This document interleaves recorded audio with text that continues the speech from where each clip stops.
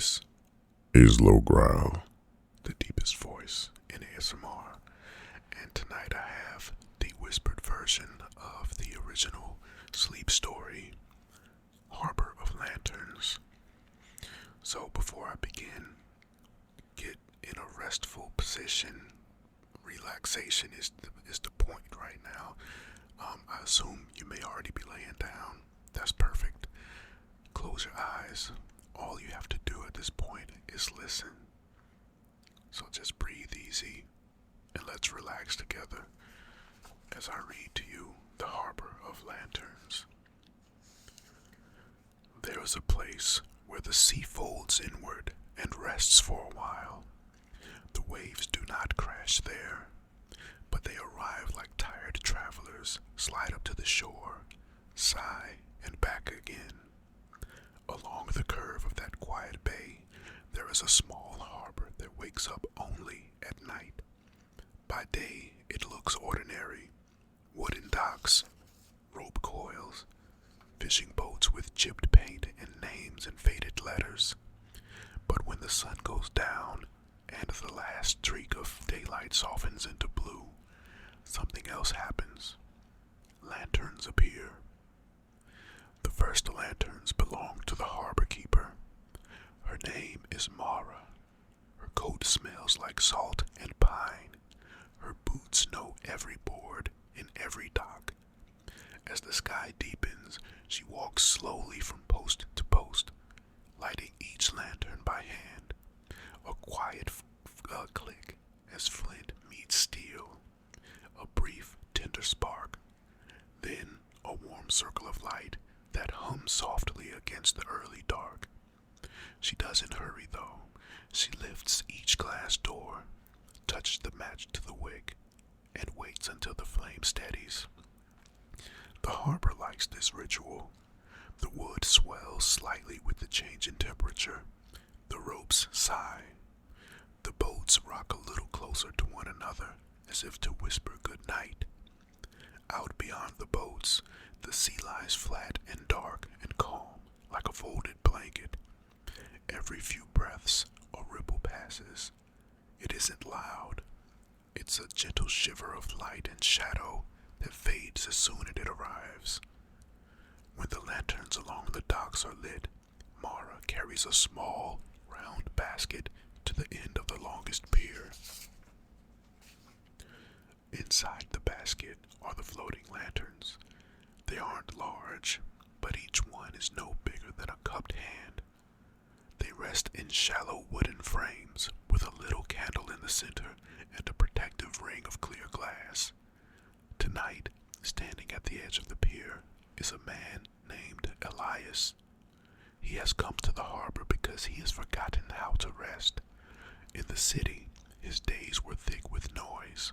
Screens, headlights, messages that never stopped arriving. Even when his body was still, his mind kept walking in circles, wearing a deep, anxious path inside his thoughts. Someone told him, quiet, the harbor. Someone told him quietly that the harbor of lanterns could help. He did not believe it at first, but this evening, as the air cools and the sky slides from blue to indigo, he watches Mara set the basket down and nod to him with a small, calm smile. "Would you like to carry one?" she asks. Her voice is low, shaped by the wind and by many nights spent speaking only when there was something gentle to say. Elias hesitates, then nods. She lifts one lantern and places it carefully in his hands. It feels surprisingly solid, with a smooth wooden frame and a rounded glass center. The candle inside is not yet lit. "Hold it close," she says. "Listen to the water for a moment. When you are ready, I will light it." He closes his fingers around the frame. The wood is warm from the basket. The air around them is cool. He can hear the quiet knock of boats against the docks, the small, easy creak of rope. Most of all, he hears the water. It's not roaring, but it's a soft, repeating repeating hush, in, out, in, out. For the first time in a long while, his thoughts do not race ahead of the sound. They simply follow. Mara lights her small lantern first, then leans forward and touches her flame to his wick. The candle catches, a tiny flame, patient and still. They walk together to the edge of the pier. The sea waits below, a dark sheet with a faint reflection for the first stars. Set your lantern down on the water, she says, and let it drift away from you. You don't have to chase it, and you don't have to watch it the whole time. Just let it go. He kneels, lowers his hand, and places the lantern on the surface of the water. For a breath, it wobbles. Then the simple frame finds its balance, and the tiny flame steadies again. The lantern begins to move. Not quickly, and not in a straight line. It drifts with the very gentle pull of the tide, gliding away from the pier, a soft circle of light on the dark surface. All along the harbor, other people are doing the same. A child lets go of a lantern shaped like a small house. An old woman whispers a name before she sets hers down. A fisherman who has known the sea his whole life slips his lantern into the water without a word. Soon, there are dozens of little lights drifting slowly through the mouth of the harbor. They move like slow thoughts, like worries that have softened enough to float. Elias watches his lantern until he cannot tell which one it is. Mara sits beside him on the pier. Her coat rustles. The wood under them is solid and familiar. The water below keeps its slow, steady hush. You don't have to hold everything, she says quietly. Some things can be given to the water. It doesn't mind. He closes his eyes. Behind his eyelids, the glow of the lanterns lingers in soft shapes. His shoulders lower. His jaw loosens. The crease between his eyebrows smooth out. For a while, they simply sit and breathe with the rhythm of the sea.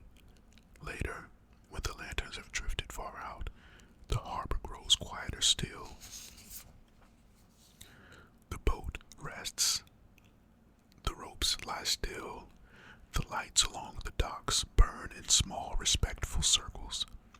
Mara walks back along the pier, checking each post, listening to the familiar, sleepy sounds of wood and water. Elias follows at a slower pace. He does not feel fixed. He does not feel changed in a way he could explain, but something inside him was unclenched. That night, in the little room he has rented above the harbor, he lies in bed with the window slightly open. He can hear the water. He can smell the salt and old rope and faint lantern smoke. He imagines a small light he no longer has to hold, drifting quietly out to where the sea becomes sky. And without trying, without forcing, he slides into deep sleep, carried by the slow, low lull of the harbor's breathing. If you're still awake, you can picture your own small lantern resting on calm water. You don't have to decide what it carries. You don't have to watch it forever. You can simply let it drift, knowing that the tide will take care of the rest. The night can hold what you set down. You are allowed to rest now. Thank you for listening to The Harbor of Lanterns. I really appreciate you being here, and hopefully you'll come back. If you enjoyed the story, leave a like, leave a comment, subscribe to the channel, and turn on your notifications so that you'll know whenever I do post. And you can get those notifications so you can click on and join me again. Rest well. I appreciate you.